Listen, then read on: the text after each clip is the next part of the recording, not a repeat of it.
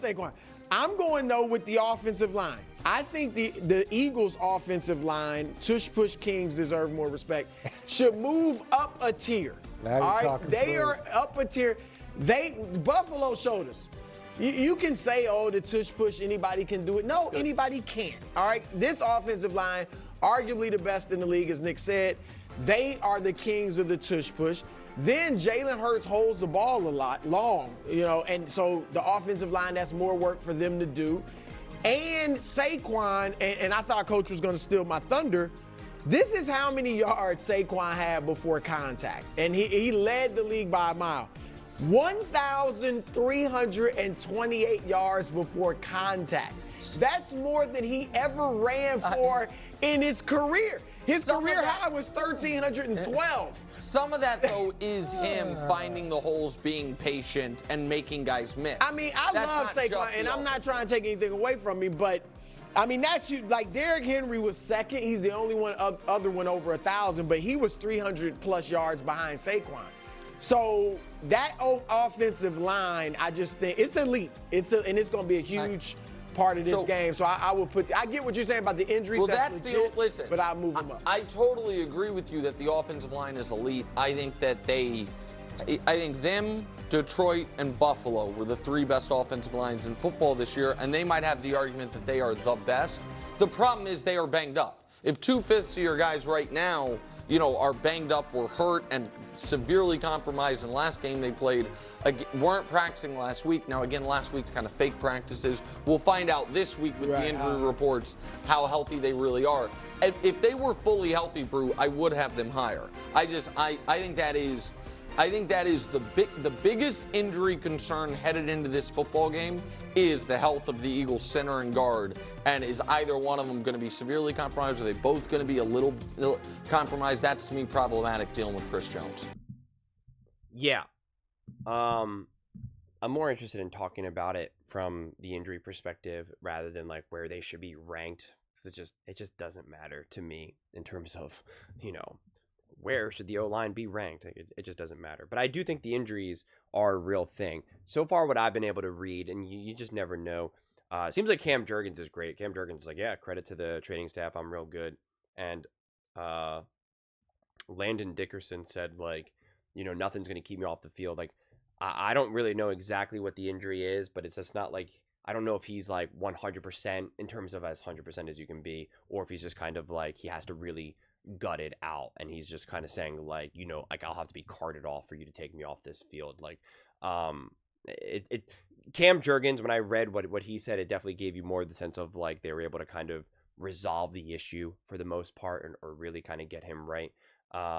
Whereas Dickerson's kind of more maybe like up in the air. But I really don't know. I try not to try to predict or guess the whole thing with the injuries, because how many times have we seen players like, get banged up in the middle of the game and it looks like they're never going to walk again. It looks like they're never going to play again. And it's like, they're over, it's done. And then like they come back out there a play later, and there they are. So, and it's always annoying to me because I watch games sometimes with some family members where like every time a player goes down, they're like, bleep, and I'm just like, stop. Like, we don't know what the outcome of this is. Everything is always like, not even season ending, but career ending. And it's always like, just stop. Let this unfold. Oh, that's not good. And I'm like, yeah, just wait. Let's just see what happens. Like, or sometimes I watch sometimes games actually with my mom. She's kind of funny to watch football games with. And I think it also offers me a lot of perspective of how kind of like a very general fan can be. And she'll be, she does like a typical, older mom thing where she's like, oh, no. Oh, and I'm always like, first off, stop. That's not the energy that I want right now when I'm watching this game. Number one. And number two, like, he's going to be fine. He's just banged up in this moment. Like, relax. Like, let's just see what happens. So you just don't know. You really don't know. We can try to guess and all of that, but the short answer is we just don't know. But I do think it is a concern. You don't feel good about it. You certainly don't feel good about it. You want everyone to be 100% healthy. Especially when you're in the Super Bowl, especially when you're going up against the Kansas City Chiefs. And it's hard to imagine that really any team right now in this Super Bowl, that they can overcome some of these injuries, some injuries that could potentially arise throughout the game. And I said this in a previous video where I said, like, one of the big things that the Philadelphia Eagles need is, like, they can't have a random guy or two go down in this game, right? You can't have CJ Gardner-Johnson, Mitchell, Cooper DeJean, whatever, be like banged up and, oh, he's being checked for a neck injury. Oh, he's in the concussion protocol. You can't have that. It just becomes too devastating. And especially the Kansas City Chiefs are so good, especially with Andy Reid and Spags, at exploiting any of these other players that are not normally, there to kind of get after it. And we saw this beautifully illustrated with the Kansas City Chiefs when Greenlaw against the 49ers, when Greenlaw went down. And when Greenlaw went down, it just completely changed. And Patrick Mahomes and Andy Reid completely went after his replacement. And against his replacement, they had like over 100 yards, a touchdown, like a 100% completion percentage, like whatever it is, like they just completely went after him and it completely changed the game. And recently, John Middlecoff said, he's like, man, Greenlaw is so good. It kind of feels like, if Greenlaw was still on the field, that maybe that the 49ers, he said, like, the 49ers probably win that game. And again, I'm not going to go as far to say that, but it does have a massive impact.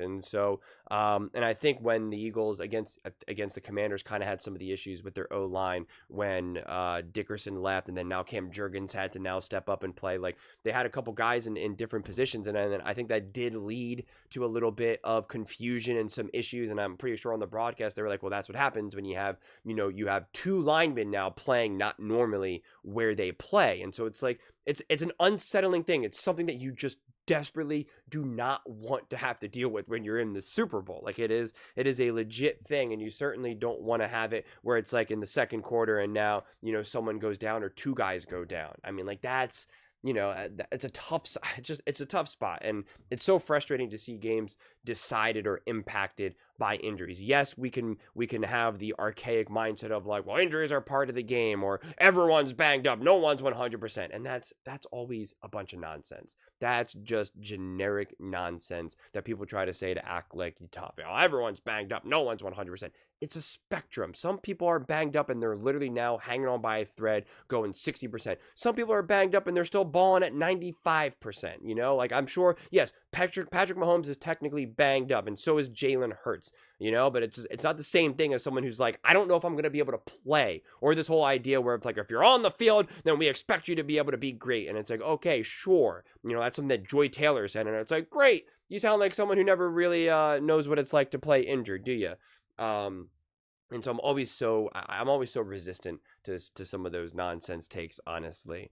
Yeah, I just hope ultimately that injuries are not a part of this game in a way that we can really be like, oh, if so and so, for both sides, for both teams, it's just like, and I think like the best example of this is to go to the extreme. To really kind of highlight this, it's like, do Eagles fans really want to beat the Kansas City Chiefs if Patrick Mahomes goes down? Would that really feel that good? And would the Kansas City Chiefs really feel that good if like the entire O-line for the Eagles went down, or Saquon Barkley goes down or something? Like, does that really feel good? Yeah, I know you still want the win. You're like, oh, whatever, I'll take it. But at the end of the day, when we're actually having these real conversations beyond just surface wins and losses, like it feels a little cheap. You want to see both teams full strength going head to head. But like I said, though, at the end of the day, no one's saying, oh, well, Greenlaw got injured and the Chiefs won. There you go. Like, no one's going to remember that. No one's going to talk about that. But when you're having real, honest football conversations and doing deep dives, that's when you can kind of get lost in those weeds. And that's what sports talk is getting lost in the weeds, having these discussions, the barbershop conversations. And so I just hope that ends up being a non-factor and everyone can kind of just stay happy and healthy. We all sing Kumbaya, and I don't have to listen to my mom go, oh, because she actually did that in the Super Bowl when Patrick Mahomes rolled an ankle. And I said, he's going to be fine. He's going to be fine. And he was fine. He certainly was fine. So you can save all your alls and, take them somewhere else. But, my mom adds some nice humanity to my football fandom. But those are just my thoughts. I'd absolutely love to hear yours. What do you guys all think? about the Philadelphia Eagles O-line, some of the injuries, concerns.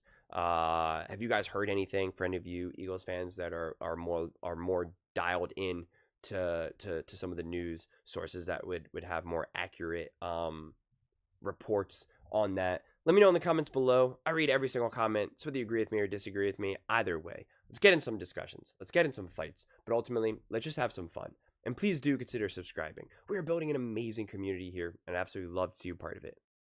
I want to build something that we all genuinely feel connected to, something that we're really excited to be part of. I think we're well on our way to doing it. And please don't forget to give this video a thumbs up, as it really does help with the visibility and the algorithm. Thank you so much. See you next time.